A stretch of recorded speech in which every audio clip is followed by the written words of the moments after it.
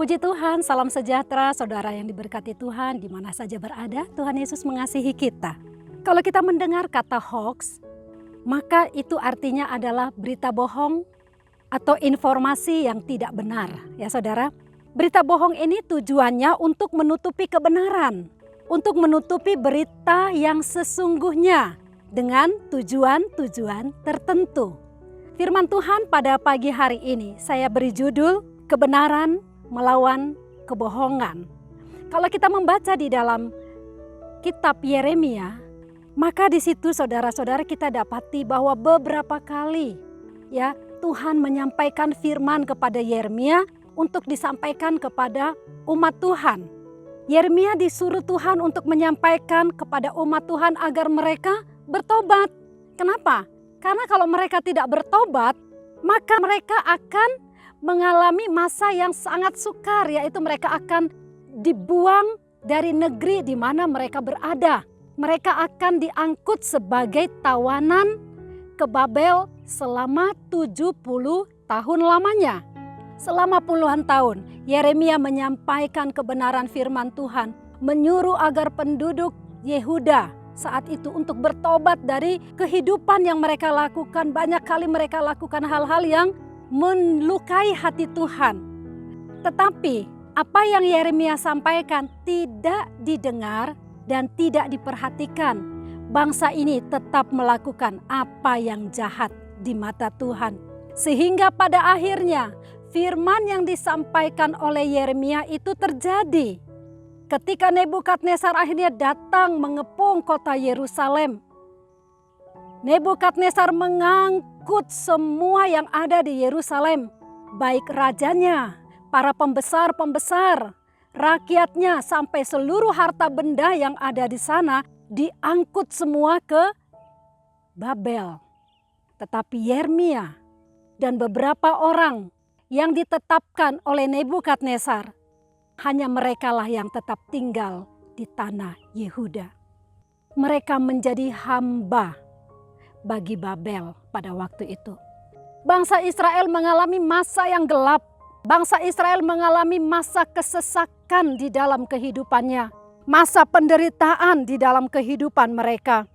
Saudara-saudara, di dalam keadaan yang demikian, maka datanglah Nabi Hananya.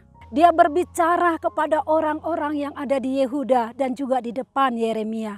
Dia berkata, dalam masa 2 tahun ini, mereka yang ada di pembuangan, mereka semua akan kembali pulang ke Yerusalem.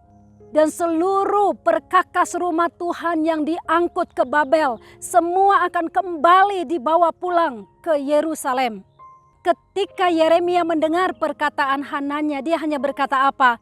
Kalau memang Tuhan berkata demikian, maka itu pasti terjadi. Tetapi sesungguhnya Allah tidak mengutus Hananya, saudara-saudara. Kalau kita baca di dalam Yeremia pasal yang ke-28 ayat yang ke-15, di situ dikatakan, lalu berkatalah Nabi Yeremia kepada Nabi Hananya, dengarkanlah hai Hananya, Tuhan tidak mengutus engkau, tetapi engkau telah membuat bangsa ini percaya kepada dusta. Dia berkatakan, Tuhan tidak mengutus engkau, tetapi engkau membuat bangsa ini percaya kepada dusta. Saudara, di tengah kesesakan ketika ada berita yang disampaikan oleh Hananya, tentu bangsa ini memiliki satu pengharapan. Oh, masa kesesakan kita segera berakhir. Tetapi sesungguhnya Allah tidak pernah mengutus Hananya. Dan apa yang Yeremia katakan selanjutnya? Bahwa engkau akan mati karena perkataanmu itu.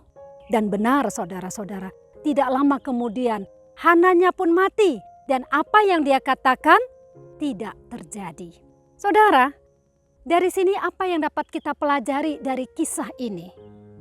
Ada sesuatu hal yang Tuhan mau sampaikan kepada kita melalui kisah ini. Yaitu apa saudara? Hati-hati dengan setiap perkataan yang diucapkan.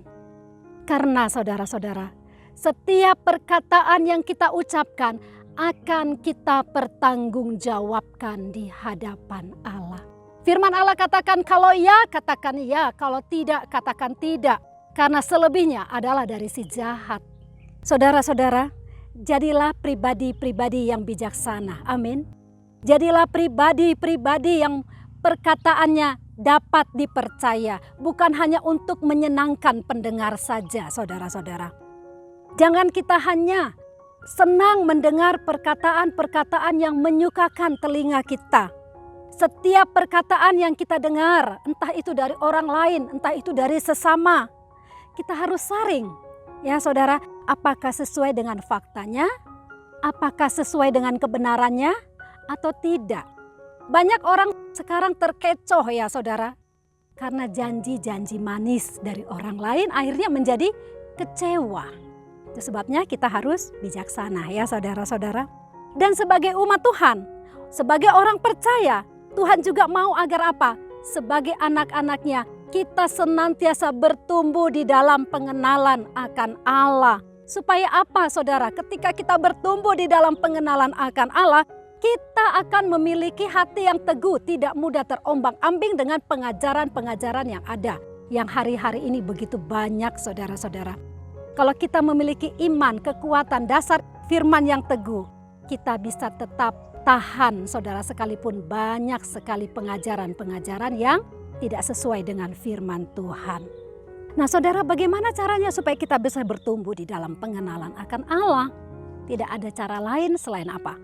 Setiap hari bangunlah persekutuan yang intim dengan Tuhan. Baca firman Tuhan ya saudara. Baca firman Tuhan setiap hari.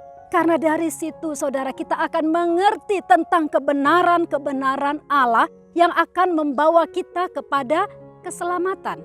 Firman Allah berkata, umatku binasa karena tidak memiliki pengetahuan.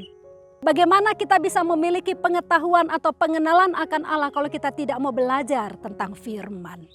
Itu sebabnya mari setiap hari baca firman. Roh Kudus akan menerangi kita. Roh Kudus akan mengajar kita tentang kebenaran-kebenaran Allah yang menyelamatkan. Puji Tuhan. Tuhan mau setiap kita umatnya hidup di dalam kebenarannya. Karena firman Allah katakan kebenaran itu memerdekakan. Orang yang hidup di dalam kebenaran Tuhan, saudara-saudara, Tuhan yang akan menjadi pembelanya.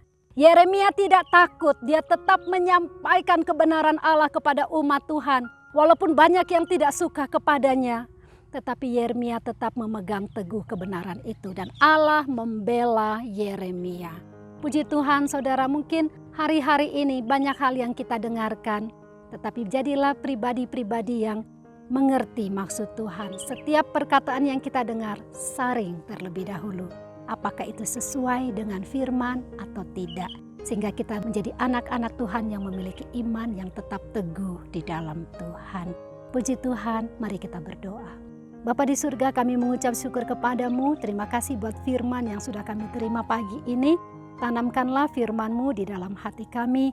Biar kami anak-anak-Mu tetap hidup di dalam kebenaran-Mu. Apapun keadaan dunia di mana kami berada, bahwa kami terus bertumbuh di dalam Engkau Tuhan. Agar kami tidak mudah goyah, tidak mudah terombang-ambing oleh keadaan situasi yang terjadi saat-saat ini. Biar kami tetap memiliki hati yang teguh di dalam Tuhan. Tuhan menyertai kami, Tuhan menolong kami, Tuhan selalu ada bagi kami. Diberkatilah setiap umat-Mu dimanapun berada yang mendengarkan firman-Mu. Bagaimanapun keberadaan mereka, Tuhan Engkau tetap memberkati, Engkau tetap menolong umat-Mu, Engkau tetap menjadi pembela bagi kami. Terima kasih kami tidak pernah sendirian, ada Tuhan yang selalu menjadi penolong kami. Terima kasih Bapa, kami mengucap syukur buat hari ini. Apapun yang kami kerjakan, Tuhan berkati dan jadikan berhasil. Nama Tuhan dipermuliakan. Terima kasih Bapa buat pimpinan-Mu. Dalam nama Tuhan Yesus Kristus, kami berdoa dan mengucap syukur. Haleluya. Amin.